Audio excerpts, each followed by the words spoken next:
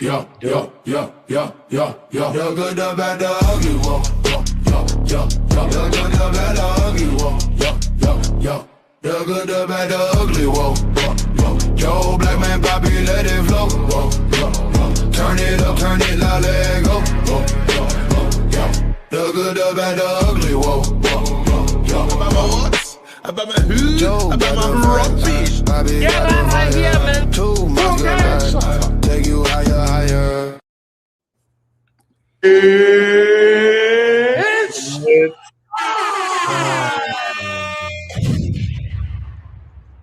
Yeah, it's time indeed, ladies and gentlemen. Welcome to another episode of Good, Bad, and Ugly.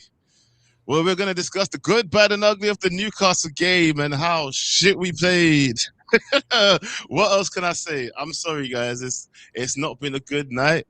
You know what? Manchester United finally, we've had our first loss. And you know what?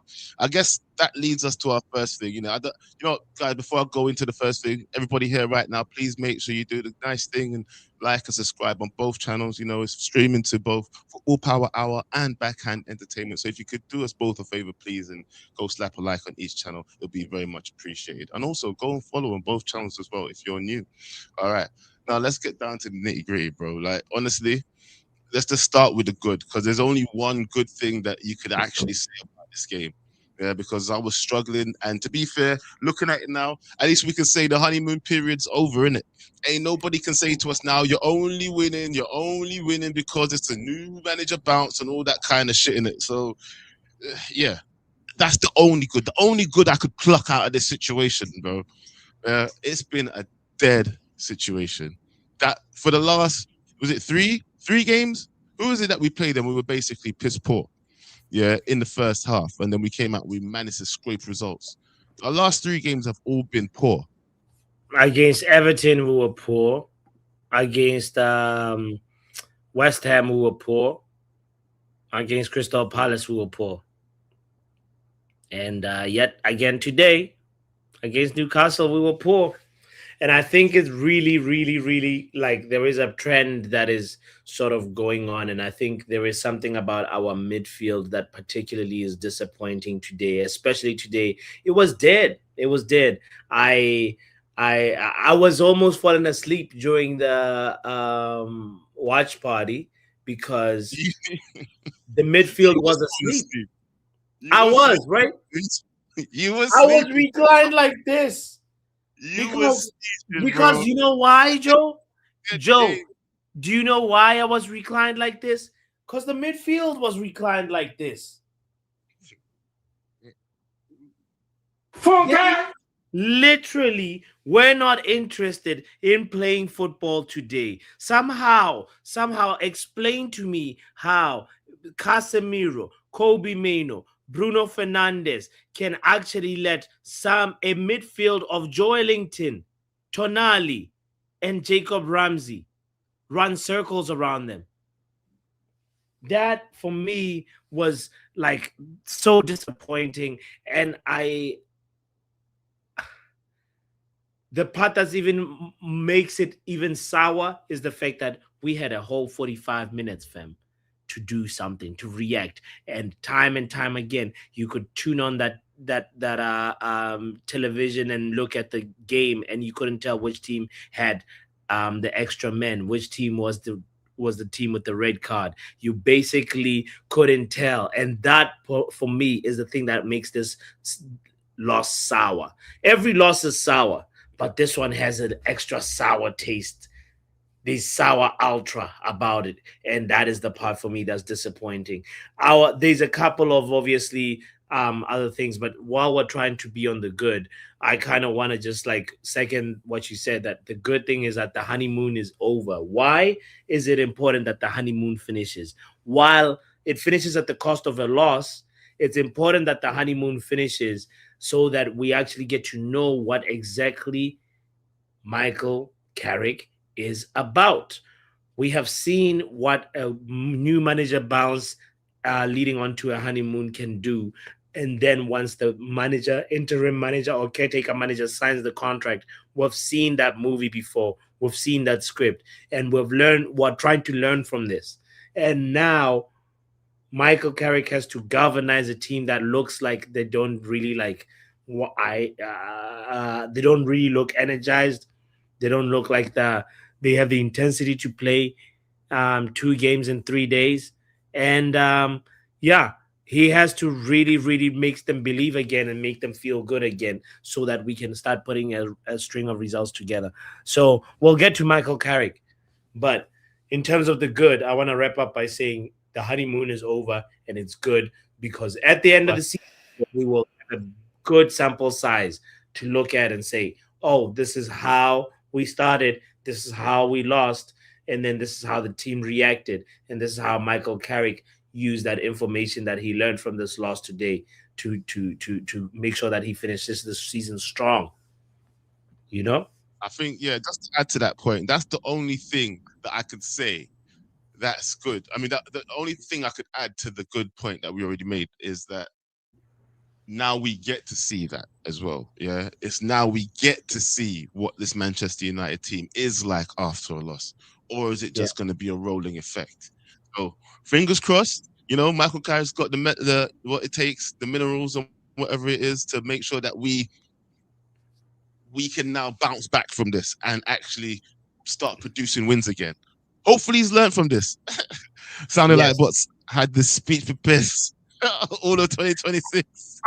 He had it prepared for the last manager. That's what it was. So it was like it was fresh. He already had it in the back of his head. Don't worry. He's probably said it to himself in the mirror a few times already. That's No, why I it just, wasn't. I just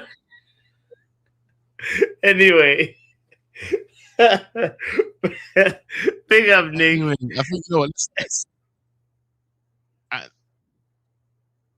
and actually play some good football. I think Ray Carl Brown is adding to us. So, in Ray Carl's opinion, that have we not been playing some good football recently? Is that what you're saying, Ray Carl? I know that we've started a few bad matches. I started a couple of matches badly, but in my opinion, I think we played some decent football when we've got playing.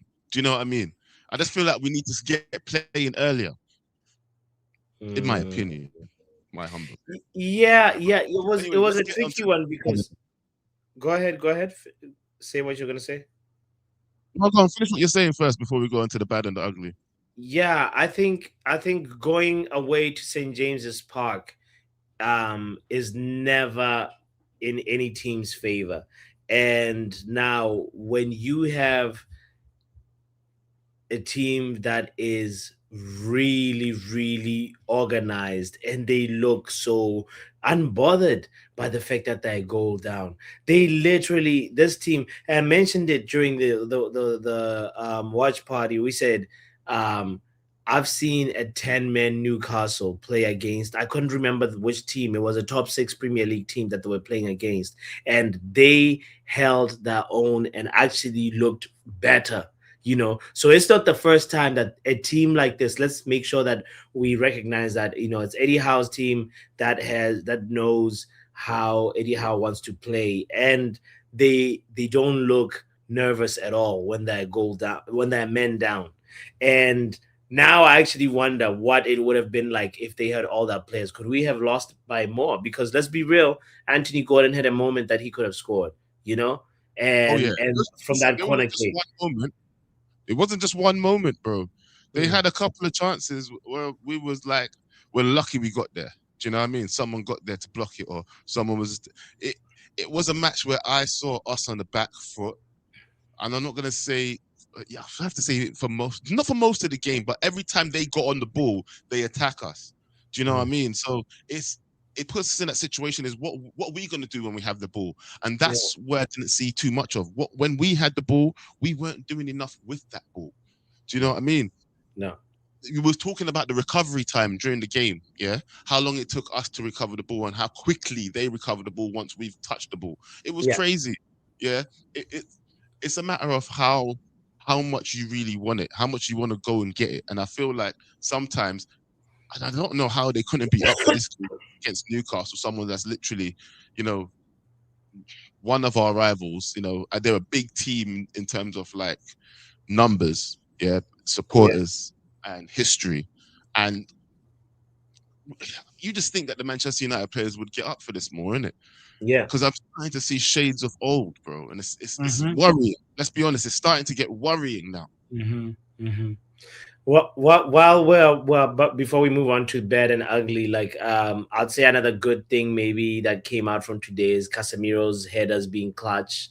That's one thing that, like, it gave us a moment of belief in the game. Of course, now this Osula It's a goal. reaching now, bro. The reaching. That's been Say that amazing for again. a while.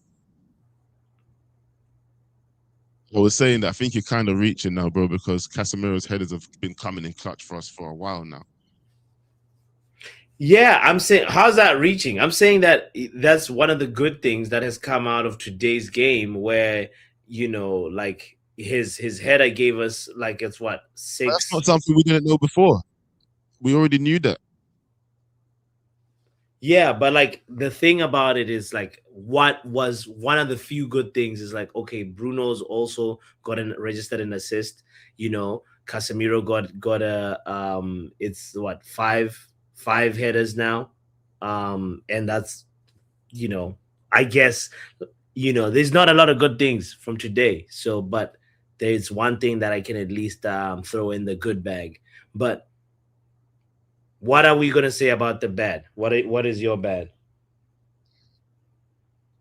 Let's be quite honest now, because I don't want to jump straight to the ugly, but we all know what the ugly will be. But the bad, let's be honest right now.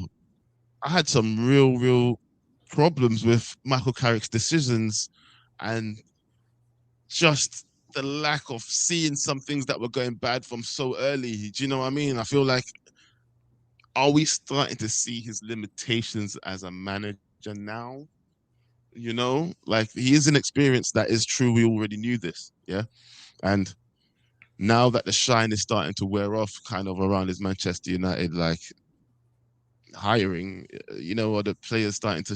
Is it the players rebelling? Is it his tactics not being good enough? I don't know. What is it? What is it, bro? Because for me, Carrick today disappointed me. I feel like there's an air of disappointment around the whole fan base, actually, when you were seeing the likes of Mbumo make mistake after mistake after mistake after mistake, and not really offering nothing to the team. And we was all screaming at the TV, like, why the fuck are you not taking him off? And it was way past the 60th minute before he even came off. Was it even in the 70th minute? I don't know. But when something's not working, what is your decision making after that? What is your plan? What is your plan B? Where's your reaction? On the spot thinking. Who knows? Whatever. You know what I mean? You don't have to always come prepared with a plan B, but once you see shit not happening your way, you gotta be able to make changes. And I Yeah, wasn't seeing enough of that today. that's true. That's true. There was definitely a player that, like, there was a lot of bad players, but like there was one that was particularly bad and stood out the most. That, like, I don't like singling players out, but you know, this game was begging for Ahmad to come in from Bumo, and that decision itself was, we were begging for that for the longest. Everybody, even in the chat, everybody in the panel, everybody that called in, came in at halftime, were all saying the Mbumo has been all. A lot of players have been bad, but Mbumo has been awful this first half. Are we gonna see a proactive reaction from the manager to say, "Oh, I have Ahmad who would want to take this opportunity by the scruff of the neck," you know? And for me, that's the part that, like, I feel like, yes, Carrick made some subs, but they were a little bit too late and sometimes a little bit puzzling. The one that head scratcher was like, "Oh, Ugarte is coming on. What exactly is Ugarte coming to do?" There was one or two moments where he What won the for? ball. And who for? He took off one of our best playing players. Like, what the fuck? These players are going to have 3 weeks to rest. Why take Casemiro off? Ahmad not Maybe being it given was a the chance black to eye. play. Maybe it I was don't the know. black eye. Maybe it was what? Nah. He scored with the So black maybe it eye, was the bro. black eye. He scored with the black eye still on him. So guys, kind reminder to hit the like button if you haven't hit it yet. Um, you're tuned into the good, the bad, the ugly. We're talking about this game that we just saw versus Newcastle. The link will be in the chat in a moment. Pull up. We want to hear what was good, what was bad, what was ugly for you. But for me, yeah, there was a glaring substitution that was being so loud and needed to be made in the first, like at the end of the first half, and that's the Mbuma one. That should have been the first sub and not the other way around, because eventually it happened, but it was a little bit too late. So yeah, that I'll put in my bad category. um there was a lot of other things as well that went bad, by the way. Just the fact that, like, um St. James's Park is just like, I don't know, there's something about that field, bro. It's a bad field. It feels like it's just not a good place to go for any Premier League team. And it doesn't matter who you Right. are when And the fans are Newcastle. always up for it, innit? Yes, when the fans show up, they become an extra player, and the team just is just so confident in themselves that they were attacking even at towards the end of the game, when we should be the ones pinning them back, and they should be panicking and being in a mentality of like, oh, we have to try by all means to defend our lead. Newcastle were unbothered by the red card. That's crazy. You Yeah. know what though? I'm not gonna lie to you. Yeah? A lot of people were saying this to me before the game. They're gonna be really up for it because it's like a cup final for them. Like they always turn up against Manchester United. They play their best. They play their hardest, and it's their game of the season for them.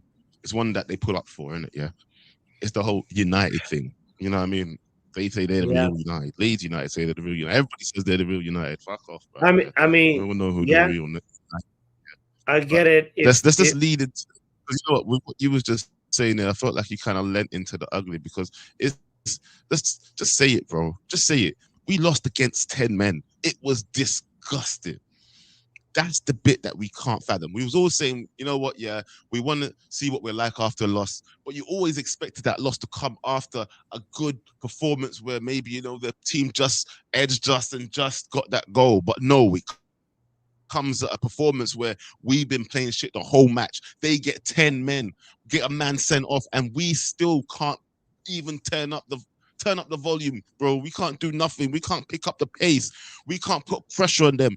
No, what we've decided to do is just play like we was playing in the first half. It doesn't matter. Like, we're not going to up the tempo.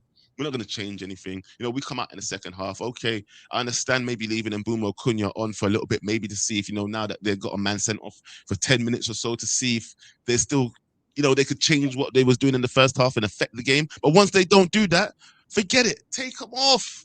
Take them off early. You had your 10 minutes, bro. You didn't do nothing. Come off.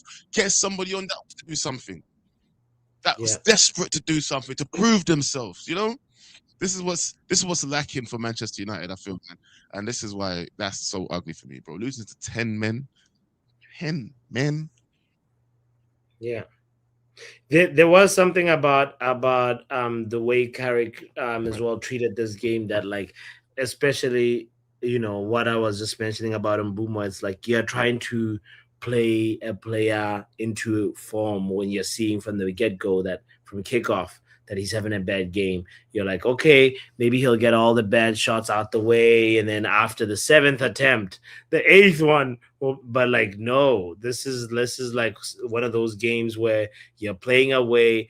A team knows that playing Manchester United, and just like Wrap Up just said, it's the cup final.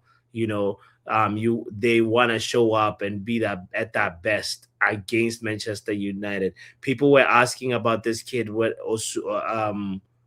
Osula, when is he gonna score? When is he gonna score? He's been saving his goal for a spectacular moment, and what a way to save your goal, your Premier League goal for when you play Manchester United.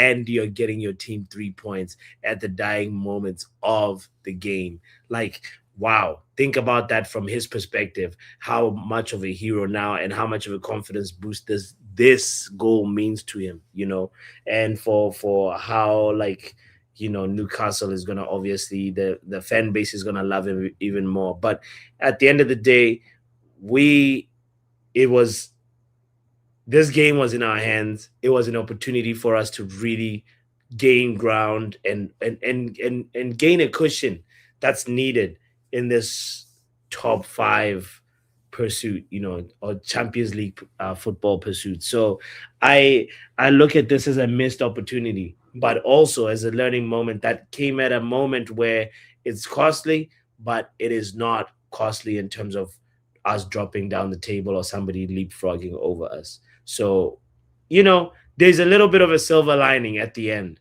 of this disappointing result today, in my opinion. There is also the conversation that we had in the preview. I love doing previews because we actually get to talk about. Hey, hold on. Hey, big up. One of your brethren is here, fam. Hold on, big up, men like Faz in the building says Botswana Papi should have done the no haircut until 5 wins challenge with a had a defensive headline by now. Hey. What's doing a what? But take off that hat. What's doing a hair? Are you crazy? What's can't grow shit? No. I'm out here. Wingbacks. I got the wingbacks going on now, but I'm still playing. I'm a rim ball now. But what I was saying was that Sesko shouldn't have started today. It's something that we were talking about in the preview. That, hey, this is the moment to actually, go with the front three of Mbumo, Cunha, and Ahmad, and go back to how you were playing versus Man City and versus Arsenal. You got to get that blueprint, revive that again, But of course, everything is easier to say in hindsight, right?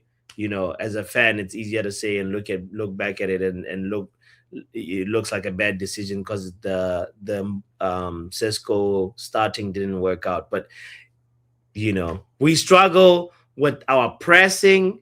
We struggle with our link up, especially when Sesko is starting. So for me, that's what I felt like. We were having this conversation at halftime that, what does Mbumo bring other than GA? And I thought that was a very good conversation, good point to bring up. And I think Mbumo looks worse when he's playing right now with Sesko and Cunha. It would have seen a better Mbumo if Ahmad, Mbumo, and Cunha had started in the front three. That's just my 2 cents about that. But I could be wrong. Let's go too. Right. Easier to say all these things in hindsight, obviously. But yeah. There is also but go ahead. Sorry to interrupt you there, but let's be honest as well. Yeah, it's one thing to talk about starting lineup, right? But it's once you've seen things happen on the pitch. Look, I used to not be a fan of seeing Mourinho take someone off after 20 minutes, or whatever, But if it needs to be done, bro, guess what? It needs to be done, What I thought coming into this game isn't what's happening out there. So do you know what? Make a change, bro. And Mourinho did this while Carrick was the assistant. He was there watching. So it's not new news for him. You got to make decisions and you got to be bold and you got to be proactive. Maybe at halftime you were lucky that, look, it's still level at halftime. We managed to get that equalizer, and that gave us the belief that we needed, that, okay, we might leave this game with something. And Michael Carrick should have capitalized on that. There was also something. Before we bring anybody in that, I'm going to say this, Let's be honest. There's no way he could have been watching that game and been happy with what he was seeing. none of us were happy with what we were seeing. So even if you want to say to yourself, okay, look, we got lucky. Second half now, you guys come out and apply the pressure, and then you come out and you see what was going on, brother. Surely you should have told them in the dressing room. If we come out and I see the same shit that was happening in the what are we gonna do here? Sub them off, do something.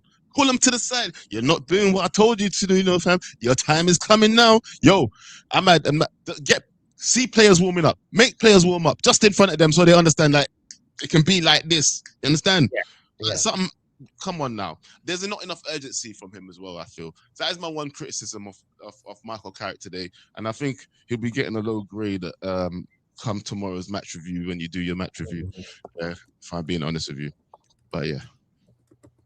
Yeah, there's also something to mention about the refereeing. By the way, I gotta mention that the ref was kind of bad today.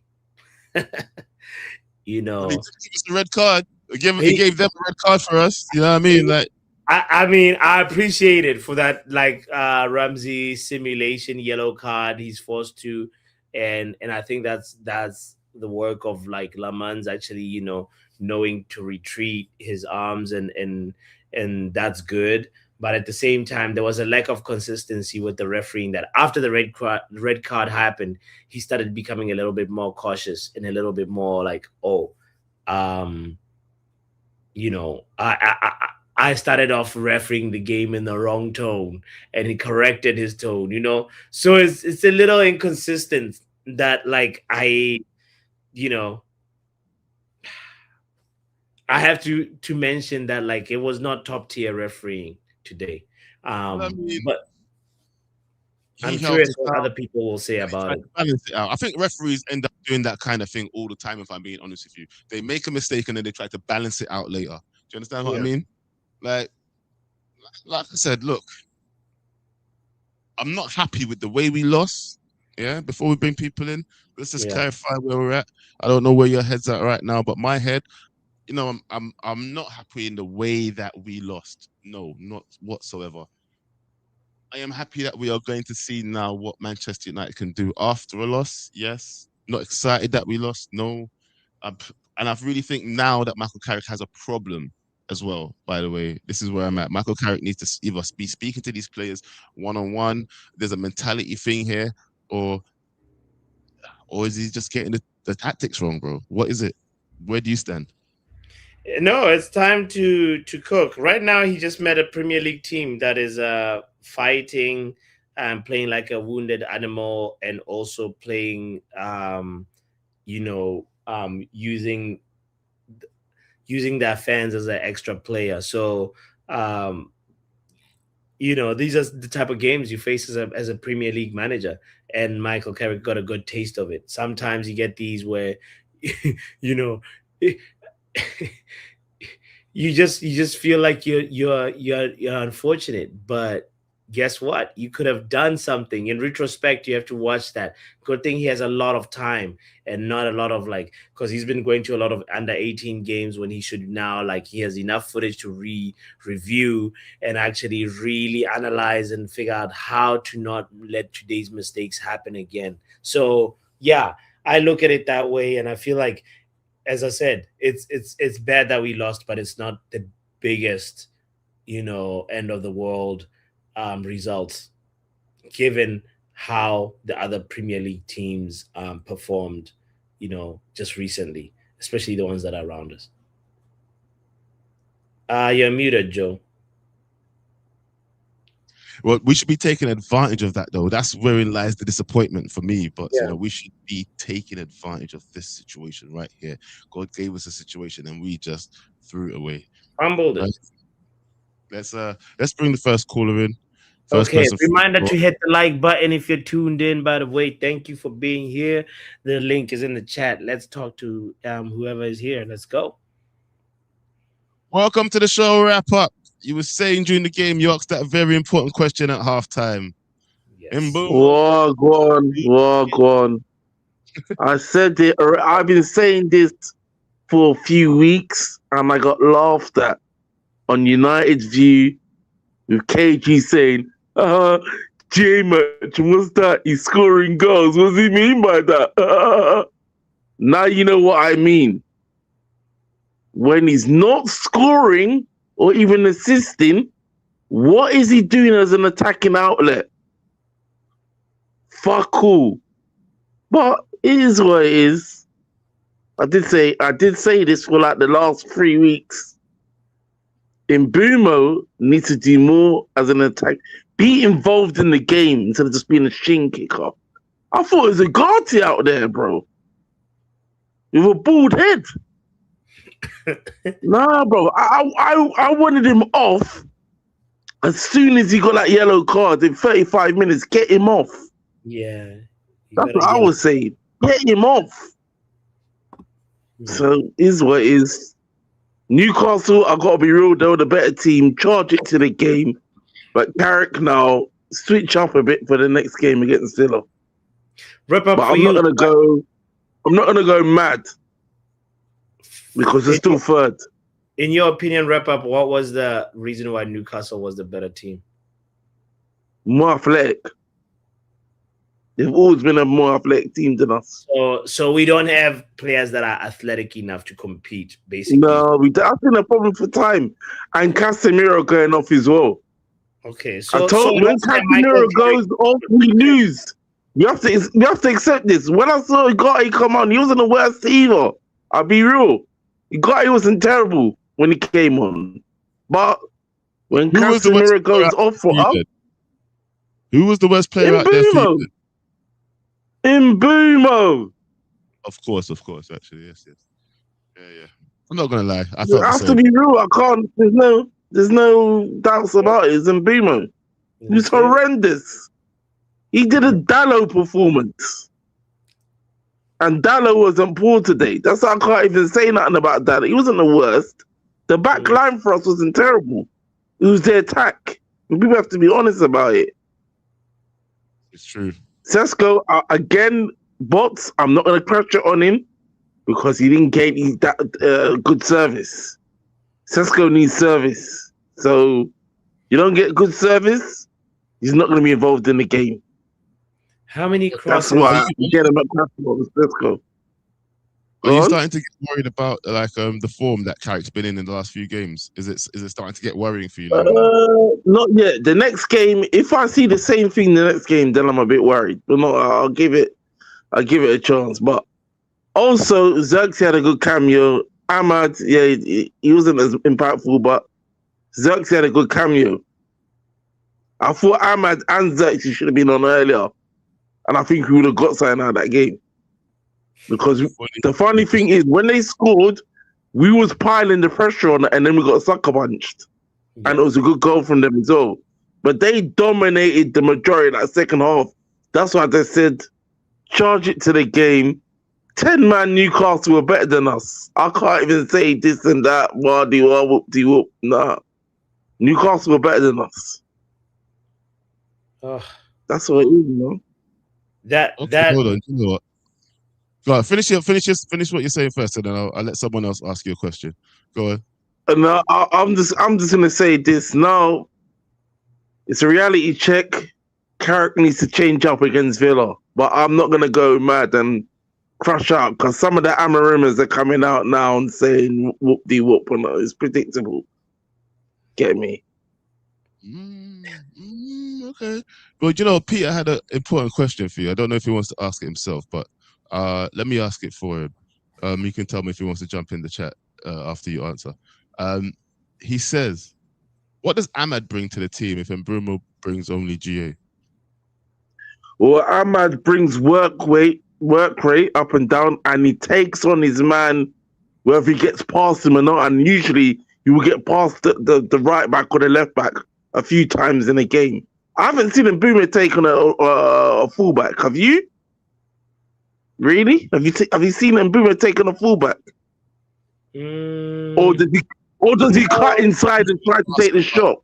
He cuts inside, tries to get a shot. He cuts inside and tries to take a shot. He's evading them. He doesn't really take them on. Yeah, he doesn't take them on. Ahmad takes them on. Yeah, he doesn't always work, but he's involved in the game from an attacking standpoint. That's what I'm getting at. And I'll leave it on this. Some players can have a good performance that is not backed up by GA. And some players can get GA that's not backed up by a good performance. I'll leave it as that. I mean, I kind of agree with that. I mean, that's a fair statement. Obviously, defenders can have good games without having GA. I mean, they don't have to get involved in GA to have a good game, but that has to be said. But at the same time, I think you have to look at that in context, because when it comes to the attacking players, yeah, from what you call now the front three and then the striker, yeah, your attacking midfielders and then the striker, I think they have to be involved in GA to get a good performance, or the link up. Do you know what I mean? For whatever happens, for a goal or whatever. If they don't, wouldn't you say that they've not had a good game? Do you know what I mean? Unless they're offering something defensively, like Cunha in one of the matches before, I think we were saying he was actually helping out Luke Shaw quite a lot defensive wise. Do you know what I mean? Yeah. So therefore, he was having a better game that way. So he was tired running forward. You know, couldn't really get involved in the GA. Yeah. But with that being said, I'm pretty sure he scored in that game. I can't remember if I'm right or wrong, but it's a hard one. It's a difficult situation to be in. Yeah.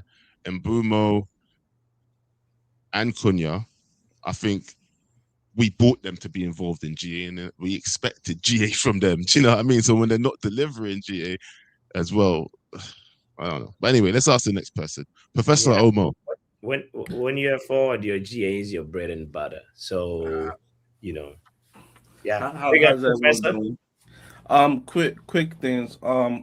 Let run it back. When you bought Mbeumo from Brentford, people believe he was a winger, when in actuality he wasn't a winger. He works in a two-striker system with Wisa, and that's how he was to get all his goals. Him as the winger, it will not work. And we bought him because of Amorim's system. It's cause and effect. We bought him because of Amorim's system. Cunha, again, when he was at Wolves, two-striker system with Strud Lassen, we bought him here because of Amorim's system. And now that Amorim is gone and his system is not here, we have to twist this players like, okay, we need you as a winger, but you're not really a winger. Mbeumo, we need you as a winger, but you're not really a winger, but you provide GA.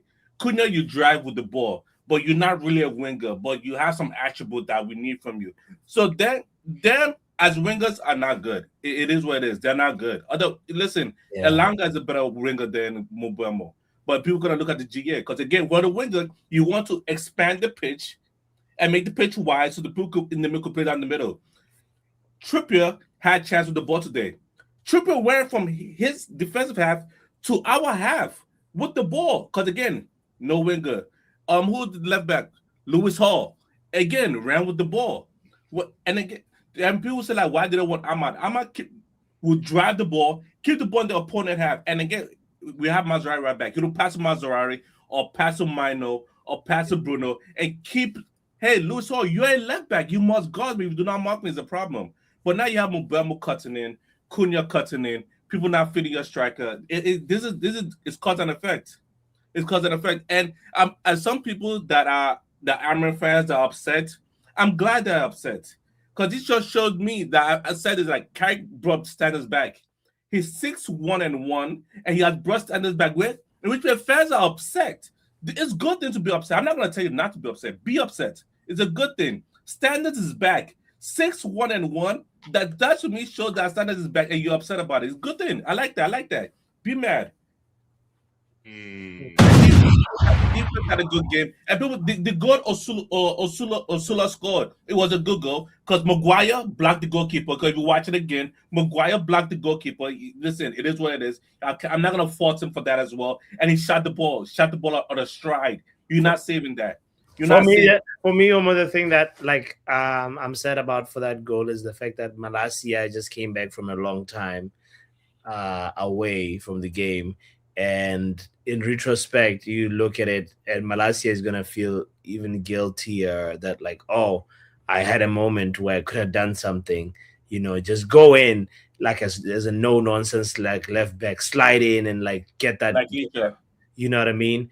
the way like Patrice Evra would do it, get in with that sort of like aggression. And Malacia was more just commanding of like, oh no, you don't want to go this side. Wait. You're right about it. Something about Shaw. And I saw that in why people want that fullback Diouf. I forgot what club he's playing for, but Diouf where you see all over the time like people want Diouf because the time when Shaw got the ball, just cross it. Whether it's overhit, underhit, I don't care. Just cross it, and he passed back. Same to Moazari, just cross it, but they pass back. It is something that our wingback issue has to figure. We have to figure that out because I can't be having my fullback passing back. Bro, is it your strongest foot? Yeah. Your strongest foot. Why are you passing? Just cross it. If you underhit, good. Overhit, still good. But at least you cross the ball into a dangerous area.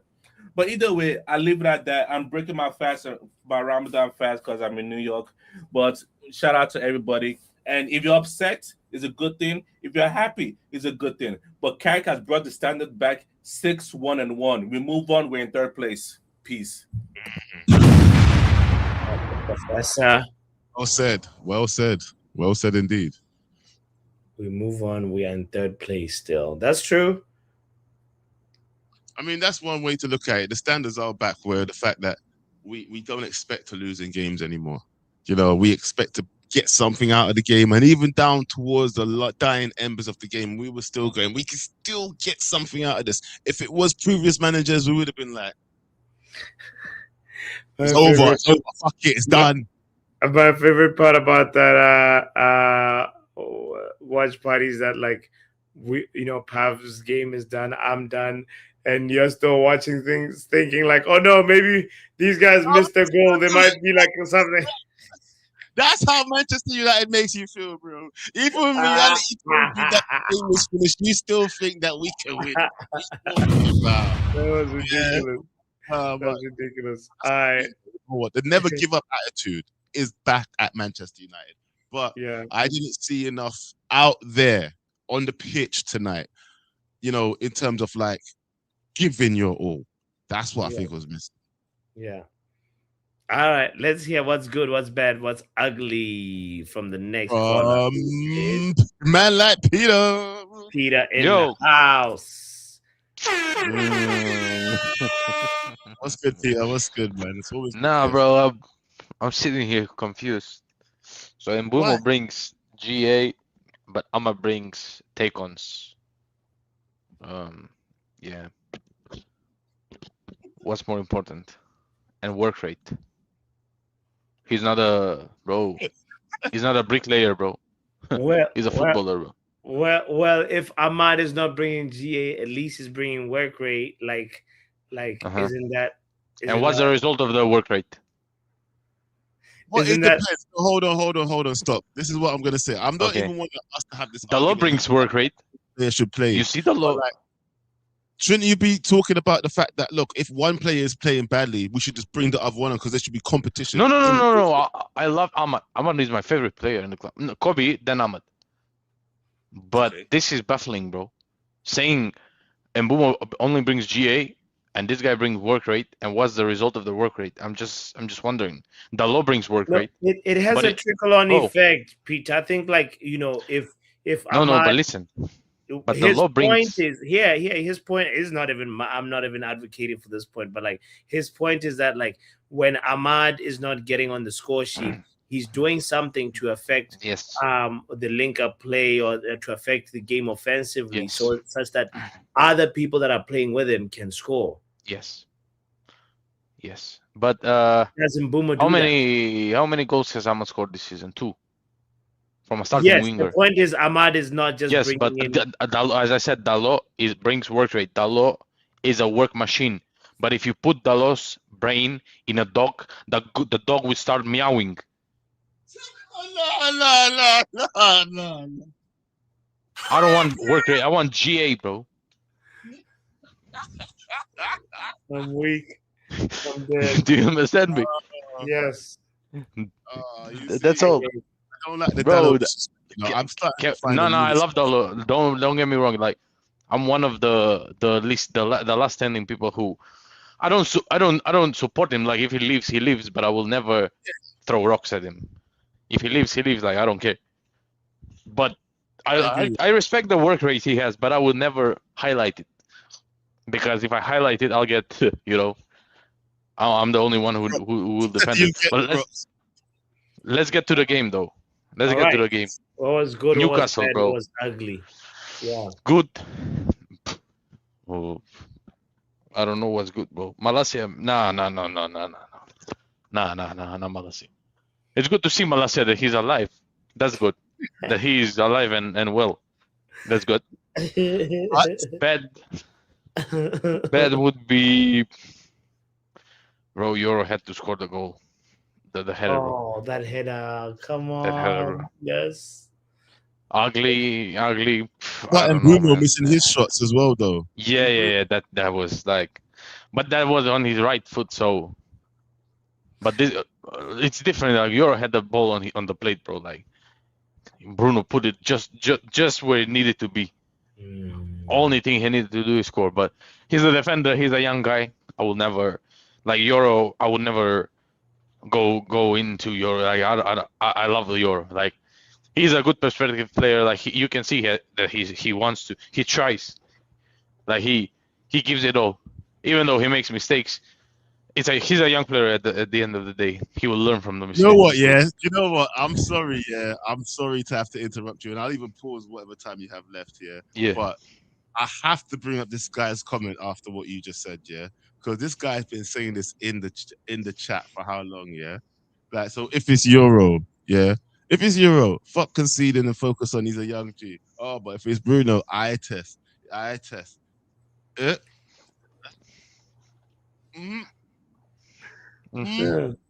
Interesting. I need my keeper to save, bro. Who would have saved that goal from Osula? That was a wonder strike, bro.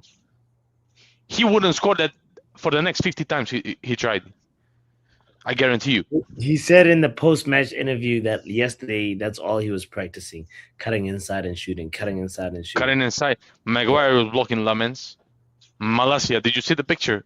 Did you see where Malaysia was? Oh my look. Malaysia Oh, was at nothing. the shops. He's 10 minutes. He went to go buy a loaf of bread and eggs. Can I talk about the 10-player Newcastle thing? Go ahead, brother. Liverpool, beginning of the season, Liverpool was leading 2-0 against Newcastle. Newcastle was down to 10 men. No Gordon, no Barnes, no Isak, no Voltemade. They came back to 2-2. They dominated, bro. Yeah, I remember the game. It was like they had 20 players on the field. Yes. Then lucky goal in the 99th minute. Lucky goal, the young boy Rio scored 3-2. They absolutely scumbag the win. If Xerxes scored, bro, we were denied a wonder goal. They scored a wonder goal. That's the summary of the game. Xerxes' shot was. I didn't know he had that dip in him. Whoa! Hey, yo! Whoa! Nah. Whoa! Nah, that's Hey, crazy. yo! That's crazy. Allow yourself. I never knew he had a shot, bro. Like I only see him linking up play. I never knew he had a strong shot. So when he did that, bro, I was shooting, actually. We've always questioned his shooting. Yeah. I didn't think it was a good. When I saw that, like, what the? 9.5 in it, right? Yeah, and then the shot, like Ramsdale, I don't know how he said it. You know, if he was once, yeah, go. For me, the strike that I enjoyed was the Kobe one. That had nice technique as well. Yeah. Bro, it is what it is, bro. 6 wins, 1 draw, one loss, bro. The vultures came, bro. The vultures. I see Kobe Slender, I see Michael Carrickson, I see Cunha, Bruno. Like they couldn't wait, bro. They couldn't wait. Hold on, you're talking about vultures, right? So Pav sent me something, and apparently, yeah. Scholes. Who Scholes has posted this. Yeah. Michael Carrick has definitely got something special about him because United have been crap for the last 4 games, and he put Tonali with a heart next to it. Can I say something? Oh shit! If anything confirms that Sir Alex Ferguson is the greatest of all time, was how was he able to manage to be dominant that long with brain dead players. Who does this, bro? Who does this? Who does this, bro? And we go on the streets defending you against Lampard, against Gerrard. Fuck you, bro. I put my life on the line to defend you, you idiot. Do you think these man? Do you know the other day KG was talking about these men don't love the club? Like they don't love the club, do they? They don't. Roy Keane is a Spurs fan, so. But Paul Scholes grew, bro. He grew up in Salford, bro. He grew up as a Man United fan. I don't know if he's jealous. I don't know, bro. I don't know. And I thought shame on them. Shame on them, bro.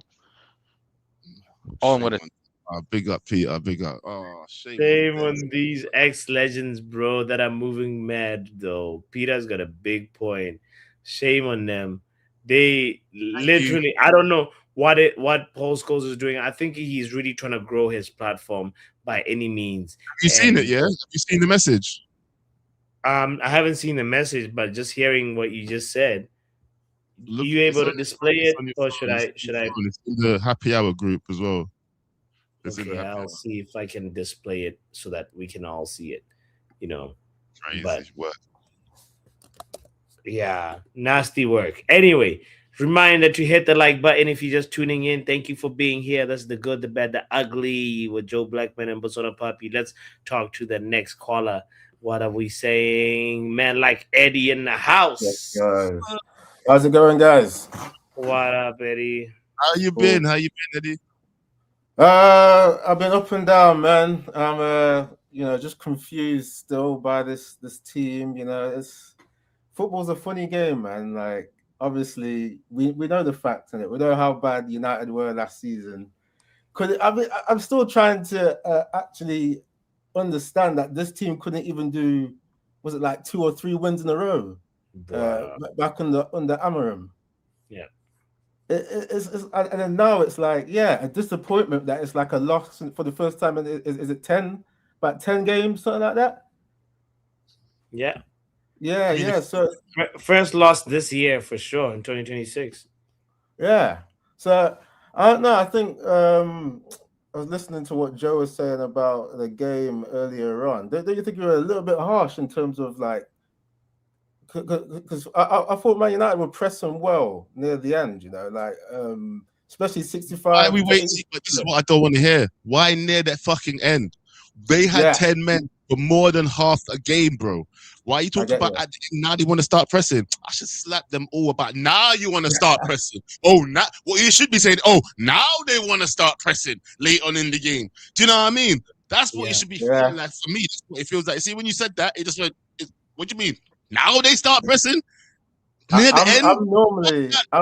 I'm normally this negative, like you're saying, Joe, yeah, but I don't know. I'm kind of weird. I just for some reason, I think that the fact that it looked like the goal was going to be inevitable for Man United near the end, because we saw the saves that Ramsey was pulling out, right? Bruno, I'm not his biggest fan, but the guy was looking like Paul Scholes like near the end. I know it's 10 men, but a lot of those balls that you have to pick out in like small amount of space, he was actually doing all right, innit? He was shit in the first half. Bruno was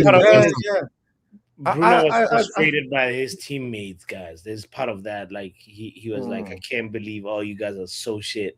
And like that made him even more shit. I'm gonna pause my man's time 1 second, yeah. Let's just pause this, Eddie. Let me ask you this question, yeah. Because if we're gonna talk about why I'm so harsh, yeah, I had to sit through the whole 90 minutes, 100 and whatever minutes, yeah. And think about it, yeah. You watched that first half, didn't you? Yeah. You came out of that first half thinking what? What did you think after that first half about Manchester United and how we were playing? Hey, I was thinking that the word Ole, the name Ole was coming back to mind with the way that Man United was sitting. They were passive, right? I agree. I'm frustrated. Like sometimes I'm a little bit emotionally numb when I keep seeing the same thing over again, because I remember ages ago I said to you guys in Carrick's first game, I was thinking this is Ole 2.0, right? It's going to be a honeymoon stage, and then it's going to come down a bit because it's a lot of vibes, isn't it? It's a lot of vibes. That's what happens come on, man. Carrick is a student of Ole. I know Joe doesn't like to say that, yeah.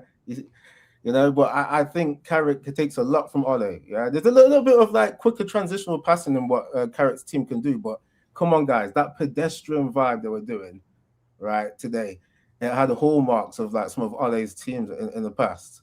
Anyway, Okay. I just wanted to finish off, on Interesting theory. Yeah, come on, man. I wanted to ask you a little bit more about the match though, because you said I was harsh. Yeah, that's why I paused your time. Don't worry, this doesn't take up your time. Yeah, I'm gonna ask you one more question as well. Yeah, so after the second half, when they started the second half, yeah, you do realize what happened immediately as soon as we kicked off the second half, right? You do remember? Yeah, it looked like That's when Newcastle were going to get a goal, like the way they were playing.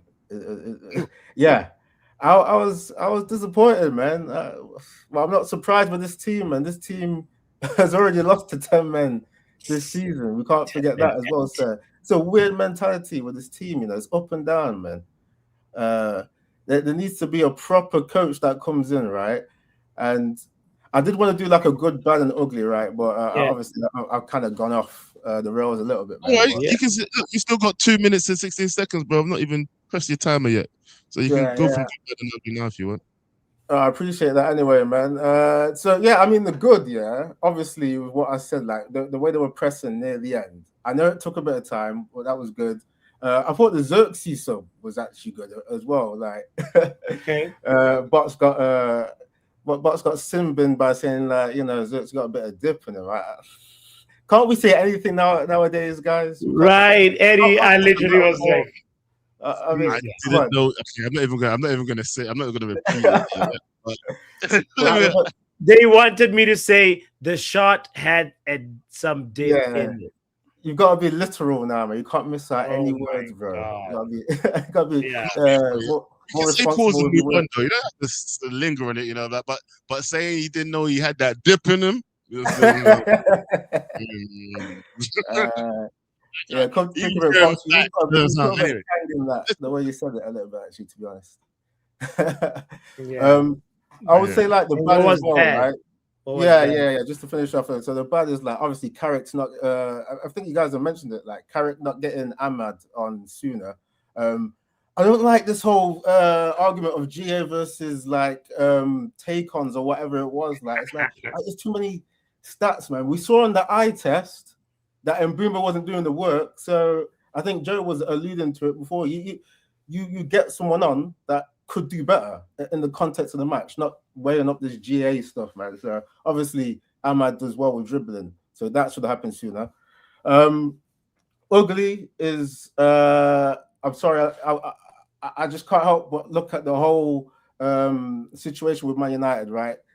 The whole messing up Ten Hag, messing up Amram, all that stuff, right? Carrick doing what he's doing now, it just makes me come back to think of the idea that if Man United was serious and put some proper managers in place to grow, they'll be in the title race, man. I know it's a hypothetical, but come on, man. People like Ratcliffe need to stop doing the stupid immigration talks where they're lying about figures and talking trash. Focus on Man United, man, and get the football going, and not doing this whole roller coaster stuff, man. But yeah, that's all I'm gonna say anyway, man. Thanks for having me on for quite a bit of time there, man. So yeah, man. Big up, guys. It's good to speak to you still, man. Big up yourself. Plug your channel, bro. Let people know where to find you. Yeah, so you can find me just waffling on my channel, Eddie's Football Waffle. I try and keep the content short as opposed to what I've done now, which is quite a bit of waffle, but I want to appreciate the guys for putting up with me, man. Like, hit the like, subscribe, all of that, man. Love. Every single time. Thank you, Eddie, for joining us anyway, man. You graced us with your presence, to be fair, and your opinions, bro. Yeah. How do you feel now after speaking to some of the people? We got one more caller. Someone just called in. Red Card FC. I don't know who it was. But before we bring them in. Yeah, I mean, at the end of the day, it's one of those things. I feel like how I felt exactly at the beginning of the show, where I know that like it's an opportunity missed, but it's not the end of the world, and we will. And I'm glad that the honeymoon is over, because now we can actually know what Michael Carrick is about as a manager. That's the thing that, like, for me, I'll latch on to and say, I said it at the beginning of the show that, like, we, imagine if Carrick had won, all his games up until maybe the last 2 games of the season, that wouldn't have given us a really more accurate sample size, a really accurate picture of what kind of manager he is and how he handles defeat and how he manages the players, etc., etc. So now, it's going to be a very, very interesting learning period for us, the fans, and also for Carrick. So yeah. Let's go on to the next caller. Let's hear what Red Card FC has to say. Big up, big up. What's going on, bro? Oh, big up, bro. Not much, just checking in how life is playing against teams that are a man down, But shouldn't are you trying to say that it's what we should accept this loss as like? No, I just have a question. How is it when you play against a team that has a red card? How? Oh yeah, I just realized who this is. This is that Chelsea fan, isn't it? Oh no, a minute. Joe, this question is for you. Yeah. Yeah. Question. I used to catching the team in second. Am I still what? I used to going to be second. You never know. I mean, Man City fucked up just like us, so why not? I don't really want to be second, though, if I'm being honest with you. I want to be happily third. I want Man City to go and win the league and Arsenal to just capitulate in the last 3-4 games of the season. That's what I want. Arsenal, we know Arsenal will bottle that one. It's no problem. Don't let today's results. They don't have to bottle anything if people like Man City don't do their job. Yeah, but it's fine. Those relegation teams right now, they are fighting for their lives. Are you playing any of the teams in the bottom 4? Yeah. Them teams are like playing like tooth and nail, Yeah, if you're playing any of them right now, get ready. You are dropping points in that game. West Ham, Forest, Spurs. Be careful. Nah, not Spurs. Spurs don't count. You don't think Spurs is gonna? Oh man, it's crazy. We play Forest. The only people in the bottom that we got to play is Forest on the 17th of May. You are dropping points. Bournemouth. Whether they are gone or not. Yeah. Red Card FC. How was your game versus Villa? Ask Joe for me if he checked the scores. No. Answer the question first, bro. Our game? Bro, we were chilling, man. Joao Pedro's in the house, dunking on Villa. Garnacho tormenting Matikash. It was a good night. Okay. How was the game against Arsenal, though? The game against Arsenal. Yeah, you don't. Funny enough, I don't speak to you after your losses. Like, how was your game against Arsenal, bro? I came here. Well, talk to me. How was it? How did it feel? Oh, that game ended like a few days ago. Yeah, we're in the future now. Damn. Get out. Yeah. Tried it. Oh, yeah. Anyway. We're in the future now. What's the cuss up? How come he only cusses out me? You're a Manchester United fan too, bro. He's always getting this question. No, because you were talking smack during the last Good, Bad, and Ugly, right? You were talking shit to him, saying, yeah, because Chelsea was chatting shit, bro. Chelsea ain't doing nothing for us, bro. They pull up and do nothing. I mean, they kind of try to help us today by beating Villa 4-1 and saying, if you guys really want to secure like a gap between you guys and Villa, we could have got the 3 points today and open up a little gap, but we did it. And guess what? We're still level on points. only thing that separates us is goal difference, if I'm not mistaken. But Something yeah, like that. You can go check yeah, the table if you want to. yeah. Can you Let's see. Let's see. Let's look at the table. Yep, Let's we bring are. Realistic Red as you're doing that as well, though. Realistic Red, welcome to the show, bro. Big up, big up. You Big know, up that last Realistic guy Red. was trying to cook with salt alone, bro. Better add some spice. Don't come in here trying to cook with salt. Even Robert at Reckless Sport, like that was pathetic. People coming in here trying to cook, but they're not chefs. Like, relax, calm down. And Like, you know, let's be honest, bro. Like, what has really happened today? We've taken our first loss, yeah, in how many games since Carrick's come here? Well, that's our first loss this year. Like, what are we talking about? how much teams can say that? We went from one win a month to like this. Listen, okay. When Carrick took over this club, me personally, I'm not speaking for the fan base. Me personally, I didn't see this coming. I already penned as soon as Carrick took over. I penned Arsenal game as a loss. I penned City game as a loss. So for me, knowing that we only have one loss in this many games, I'm not too disappointed. That being said, we have to talk about the game today, okay? Because yeah, in terms of the bigger picture, we're not bothered, but let's just focus on the game today, okay? Yeah. That was pathetic. I'm sorry. Okay.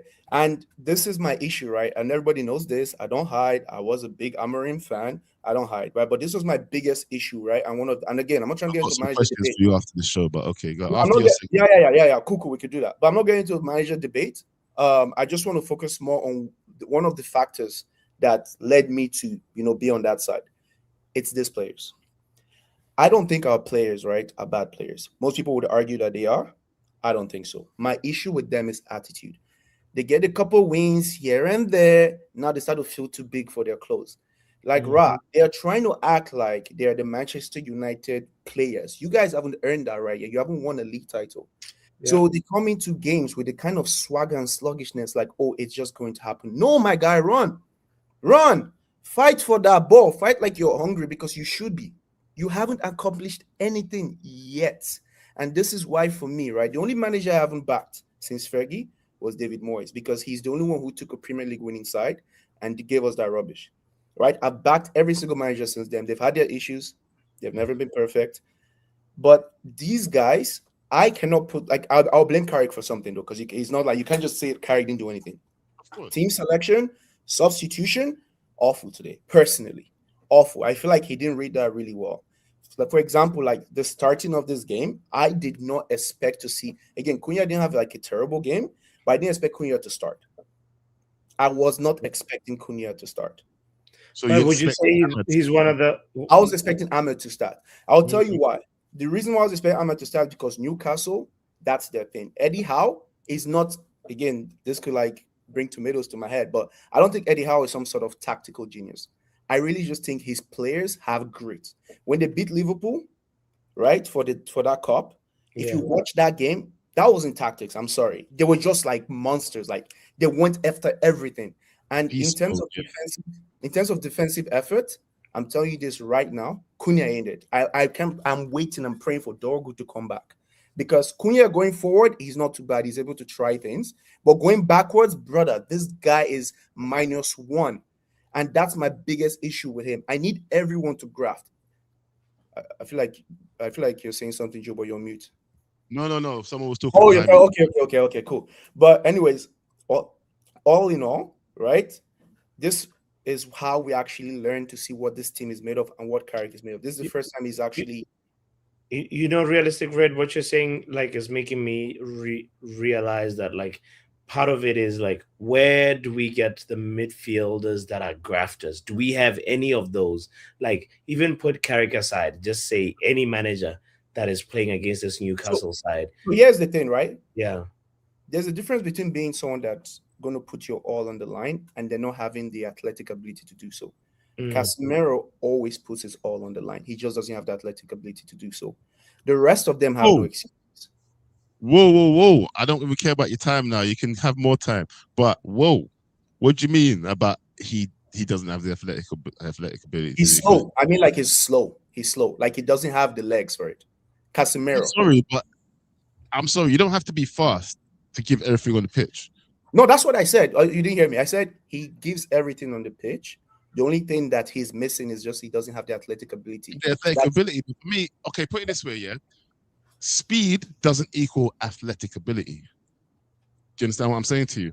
Speed is part of an athletic tribute, yeah. But even if I run at 50 miles per hour, you run at 100 miles per hour, yeah. If I can give that for 90 minutes, my 50 miles an hour, and cope with, like if I know how to use my attributes to my best, even though I'm a slower player than you. This is how sometimes slower defenders can get to fast strikers. Do you get what I'm saying? Knowing how to manage your attributes and use your best abilities maybe. Okay, let me just move away from that because I feel like I'm not communicating what I'm trying to say correctly. No, so please. Because what I'm trying to say is like I was actually not coming for Casemiro. I'm just saying like in this particular game, his lack of pace was a hindrance. That's all I'm saying. I'm not saying he's not giving his all. I'm saying his lack of pace was a hindrance. The person that was actually bothering me the most was Kobe Manu. Okay, I know we all love this guy. He's our golden boy. God forbid you say anything about Kobe, right? And people are making it sound, because I'm seeing a comment here like one loss and we need grafters. Brother, this has been coming. The last few games has been sluggish like this. It's just this time we got punished. Okay, we needed grafters for those games too. Everyone said it. Even if you have no football knowledge like myself, just by watching, you can be like, this is slow. You can be like, this is slow. You don't have to be a coach. You don't have to have badges. You can be like, these guys are not putting their all in there. So when I said Casemiro, that's all I was trying to say. That was his only drawback. But the rest of them, what was the excuse? Like Cunha, right? I don't know if you remember the last game. Cunha was burning people, bro. He's not slow. I don't care what it tells you. Cunha is not slow. He just chooses when to be fast. Like this guy, when it comes to defense, he takes his sweet time to go back. Like he's not that slow. Look, in our team, he's definitely not the slowest. My appreciation of Cunha is like this. He's like he's frustrating. It's like, when you know that somebody's got ability and you can do it, but you're either forcing things, right? It's because he came from a team where everyone defended for him, and then he just had to have one responsibility to create. Like, look at Bruno, right? He's our creative player. Trash at defense. Like, this guy putting a tackle sometimes can be weird, but he's our most creative player, but nobody on that team runs more than he does. That's what I want from everybody else. I don't get this idea where you want to look cool, look suave, jog, do the little like lethargic pass. Brother, no, you've not won the league. Play like you're hungry, bro. Anyways, I'm talking too much. I'm talking too time. But like I said, in the big picture, though, I ain't that. I'm disappointed, but I'm not mad. It's like we've overachieved on that Carrick, as far as I'm concerned, because the reason why I was like an Amorim, whatever guy and everything is because I did not think they have the attitude. They're good players. I just think they don't have the right mindset. But yeah, that's it. Big up, guys. Thanks for having me on. Hope you ain't going anywhere. I'm going anywhere. 1 second. You're not going anywhere. Bro. All right, let's get into the court. Go ahead. I'm sorry, Doctor. Doctor, I'm going to talk to you very quickly, but I have to ask this guy a question. Right. Realistic. I know where he's going for this, but yeah, I'll take it. So you was Amorim up until he was fired? Yes. If you watch, I'm on YouTube too, right? So like, I can't even hide. Yeah. I have got some of your stuff actually. Very good stuff, by the way, guys. Go and check out his channel. Yeah, Realistic Red. Yeah, very funny stuff on there. Very funny stuff on there. Yeah. Now, let me ask you this, bro. So with Amorim, yeah, I understand that the players are shit. So or the mentality is shit. Sorry, yeah, the mentality is shit, right? And they lack effort sometimes, but it does go to show you as well, though, that because he clearly didn't have something. He was getting something wrong almost every game. I can tell you what that is. A manager can come in and get the same tools to play 100% different. It shows you that he wasn't utilizing their full abilities to their best. Now, I don't want to make this because everybody's tired of it, yeah.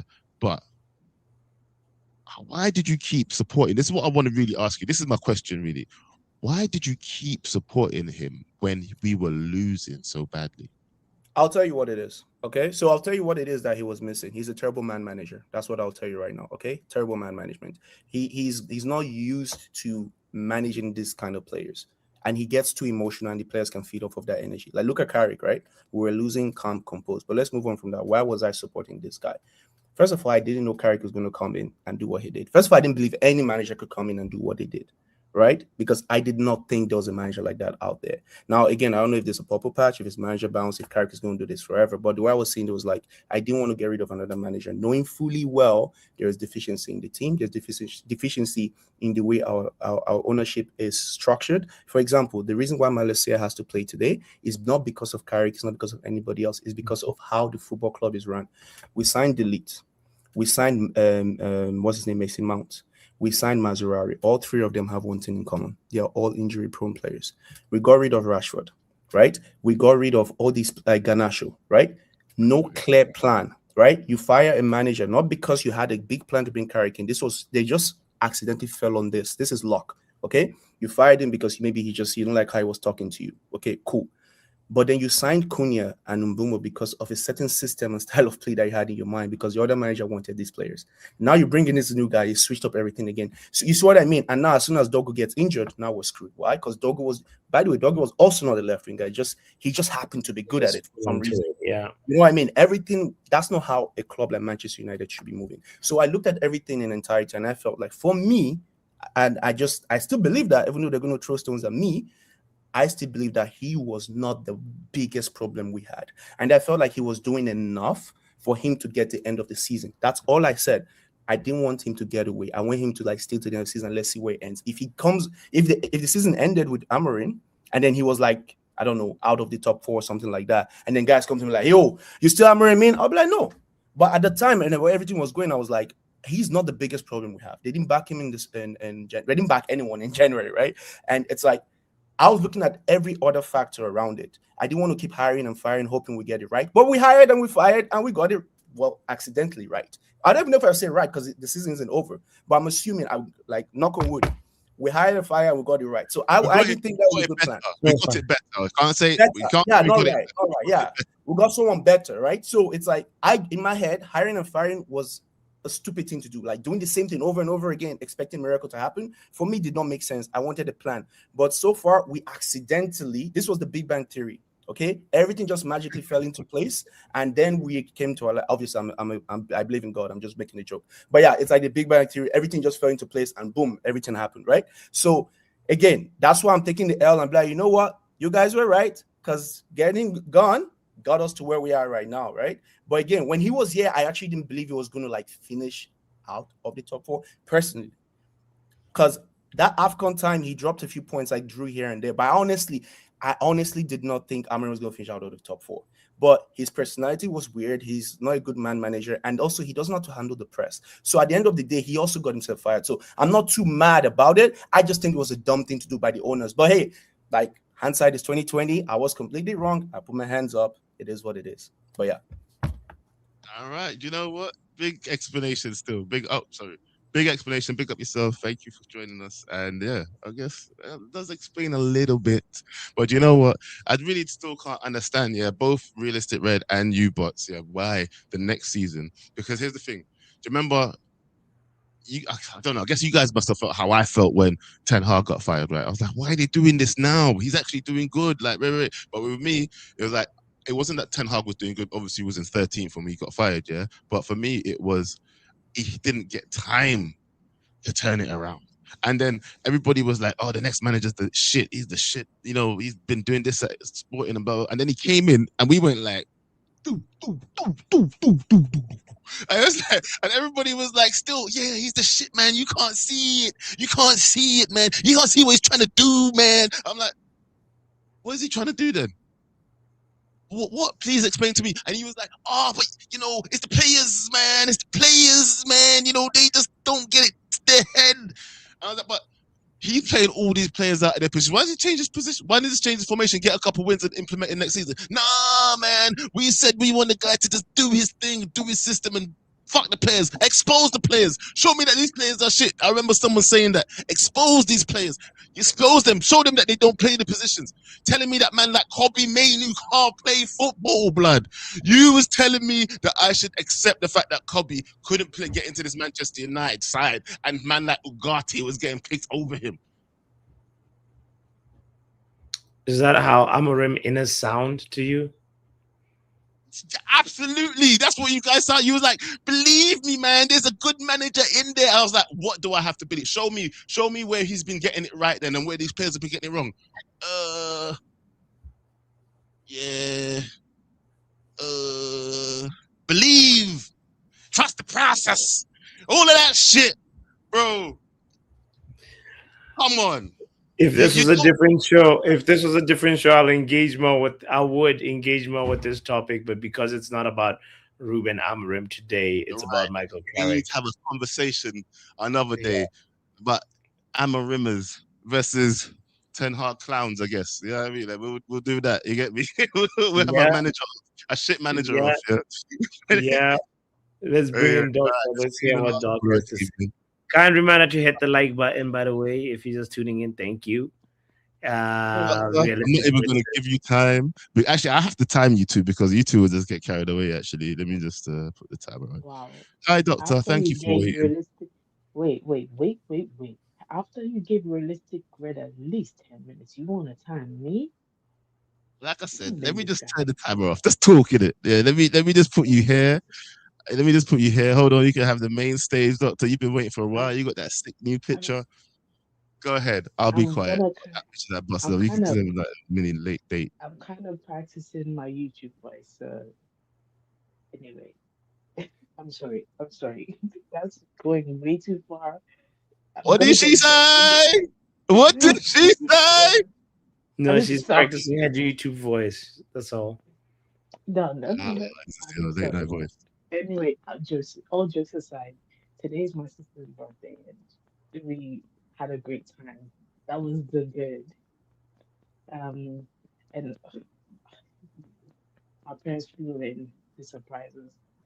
It was a thing, so that was great. Anyway, the bad we lost, and I had an Arsenal fan sitting next to me, just yapping in my ear about how we beat Brighton 1-0. We beat Brighton 1-0. Guys, my head is hurting because he was annoying me, and I couldn't really look at my phone because my mom was looking at me, and I can't really look at the phone because it's disrespectful to do that at the dinner table. But I haven't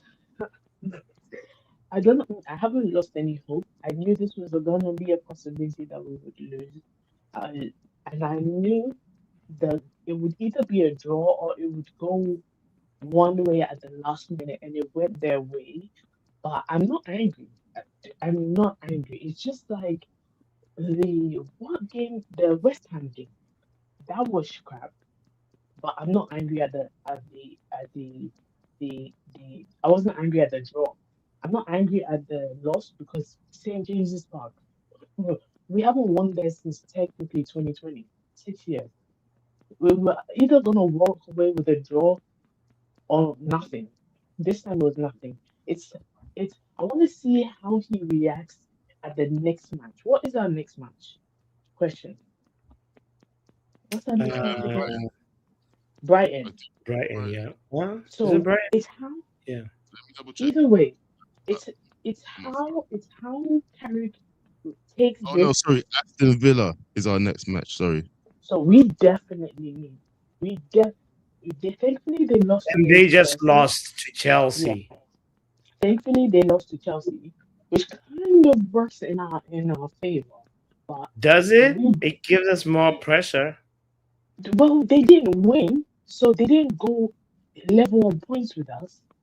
So we definitely need to. Well, technically they are level in points with us, but they didn't go to 54 points, and we would have gone down to 4th place. Now we definitely have to win the next match. If not, Chelsea is going to take our position from us. So yeah.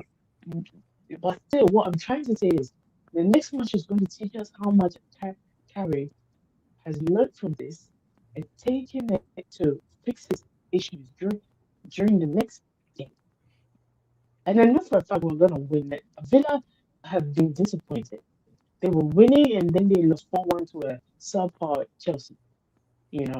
So I don't we just have to keep on winning. Okay? Doc, Your mic is crackly, by the way, just so you know. Sorry, I'm calling in on my phone, so we're gonna have to do what I do. It's because people messaging me on my phone, so Ooh, it's getting worse. I don't know what's going on there, Doctor, but that was hurting my ear holes and my computer. Doctor, it's all that whisper, it's all that late night talking that you're whispering right now to us. I don't know who you're hiding from in the hospital to make this phone call, but Doctor, go back to work. Okay. That was Doctor with her late night voice trying to flirt with bots. But this The is mic was moving like Man United today. Yeah, it kept on getting worse. That's the sad part. Yeah. But it might act under pressure just like Manchester United.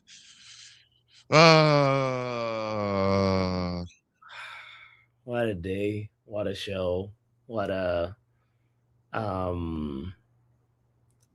what a way to end like this match day. But you know what? I think this is the wake up call we needed.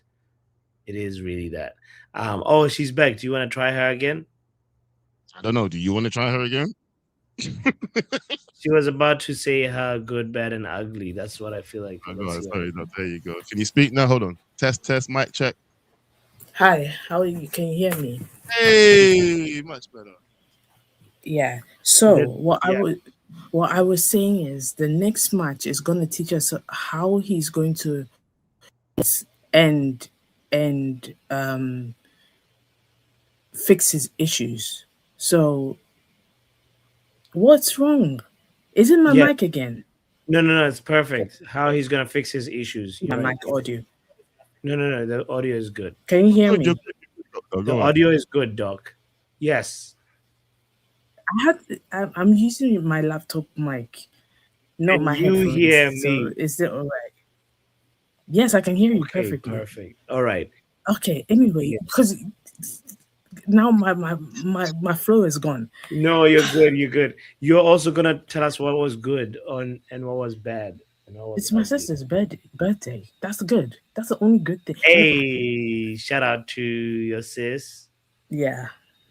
Anyway, and to the fans, I know I didn't watch along because I was trying to follow the game, but I know there's fans who are saying Carrick out. Do you know what you can do? Oh. I know definitely there are fans who are saying that because the last match, as soon as Crystal Palace scored, they said, oh, on KG's channel, literally somebody wrote, Carrick out. Oh my God, Carrick out. Do you know what you can do? No, it wasn't SLD. Shout out to SLD. He's a real one. Do you know what they can do? What? They can go do one, and I'm being very nice because it's Ramadan. They can actually go do one. I swear so badly I had my hand over the button. I know, because you people are starting to give yellow cards and red cards. I already got one yesterday on KG's channel. I'm not about to get another one. Okay. For dissent? You should yellow cards during Ramadan as well, though, Doctor. You should be doing better than that, though. That's why I said they should go and do one. Because this is one loss under Carrick. He still has like a 75% win rate? Because he's drawn 2 games, won 9 or 10 or something like that. Lost 1. I know that fans are going to be like, oh my God, to watch the think pieces that are gonna happen. Yeah. If I hear something, I will throw a shoe through the phone. Oh my God. We don't advocate for violence around here, Doctor. Please keep your shoes on. Do you know what I mean? Keep your nails to yourself. What peace-loving fans, Doc? Like, really? You out here threatening people? Like, oh my God. I can't believe. Don't take your earrings out. Don't take your shoes off. Yeah, she said that the shoe is gonna go through the ceiling or something. I'm like, oh my God, Doc is triggered. Doc is crashing out already. Wow. Let me just tell you something. Everybody that's saying Carrick out, what you should say to them is, he's not got the job anyway, so how can he get out? I know, but do you know what, guys? Before you get what I'm saying? Can I quickly say something? I'm sorry I reacted like that. And the only time my shoes and my earrings are gonna come off is, you know what? By good night. It's late night. No, I want to hear. Oh, you dirty girl. I just realized what she's saying.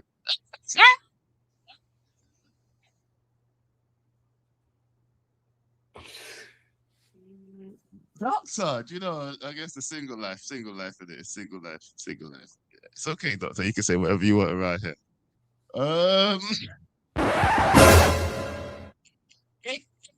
Doctor always has to end the show on some eyebrow stuff, isn't it? Some roachy stuff. It's late over here, people. That's why. It was very 906. Very 906. It's 12:20 over here, so Doctor's entitled to be a little raunchy. You get me? Does being raunchy during Ramadan? Anyway, I will not. Outro, so you can get out of here. I will not go into those grounds in the conversation. But anyway, we're all human at the end of the day, and I think, today shows that the result today shows that Michael Carrick is not perfect. The results are not always going to be perfect, and it's a result that still leaves us in third place. We move on, we carry on. We're Manchester United. We fight, we stay strong, and see you tomorrow during the match review. Don't forget to hit the like button on Backhand Entertainment. Don't forget to subscribe. And Martin's gonna call Doctor right after the show. Yo. The good, the bad, the ugly. Whoa. Yo. The good, the bad, the ugly. Whoa. Yo. The good, the bad, the ugly. Whoa. Yo, black man, Bobby, let it flow. Whoa. Turn it up, let it go. The good, the bad, the ugly. Whoa. About my what? About my who? About my rock bitch. yeah, man. Too much.